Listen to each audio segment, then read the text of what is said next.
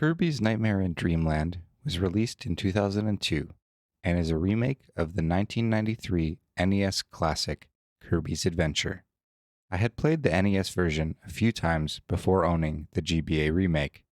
The GBA version includes the older game with updated full-color graphics as well as an extra boss fight and new lore.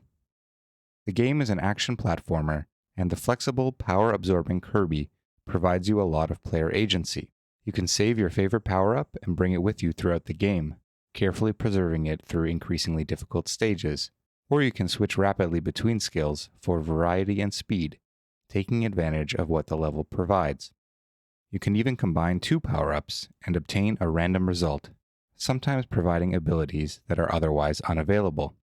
I always enjoyed the wheel power-up the most, but almost every variation of Kirby is powerful enough to carry you through the game.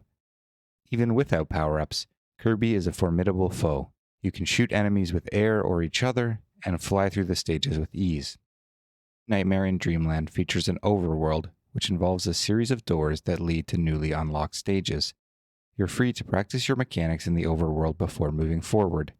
Other doors in the overworld lead to mini-games, including Hot Potato, Quick Draw Dueling, and a rail grinding race, where you can gain more lives or try for a high score. There is also a jumping minigame at the end of every stage. The minigames are fun and fast, and the break from the usual gameplay loop is a welcome addition.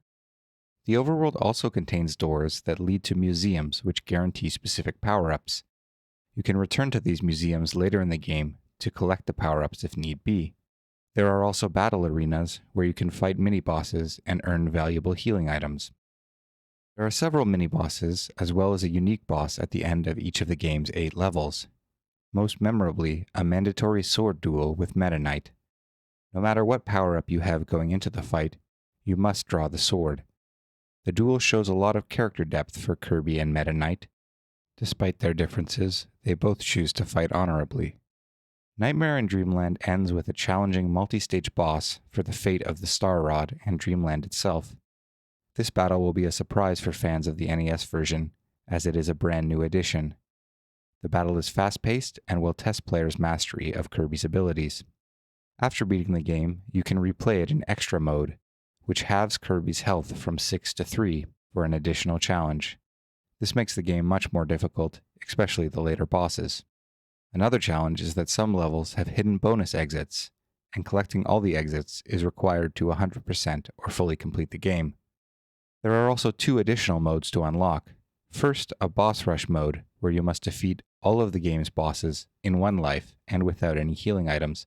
This is exceedingly difficult, and once mastered, the bosses in the normal game feel like a breeze. There is also the Meta Nightmare mode, where you can play through the game as the infamous villain, armed with a sword, and unable to gain power-ups or switch forms.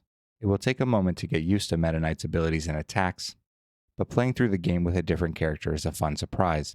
This mode even features a timer, pushing you to complete the game as quickly as you can. Nightmare in Dreamland is well supported by the usual Nintendo polish. The sound, animation, and character design are all top-notch. The enemies are recognizable and distinct, and have a few tricks up their sleeve. There is a wide range of bosses and mini-bosses, and each world has a distinct feel and theme.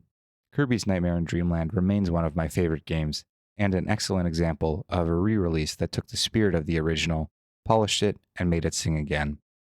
Despite really enjoying this game and Kirby as a character, this is actually the last Kirby game that I played. Since then, there have been numerous sequels, both 2D and 3D, including Kirby's Epic Yarn and Return to Dreamland. One day, I'll have to try out some of these games and see if they retain the fun of Nightmare in Dreamland. Another piece of Kirby media I feel I need to mention is the Saturday morning cartoon show, Kirby Right Back at Ya. While I've only seen a few episodes, I have very fond memories of this show. If you have a chance to check out the show or one of the games, I highly recommend it. Thanks for listening, and happy playing.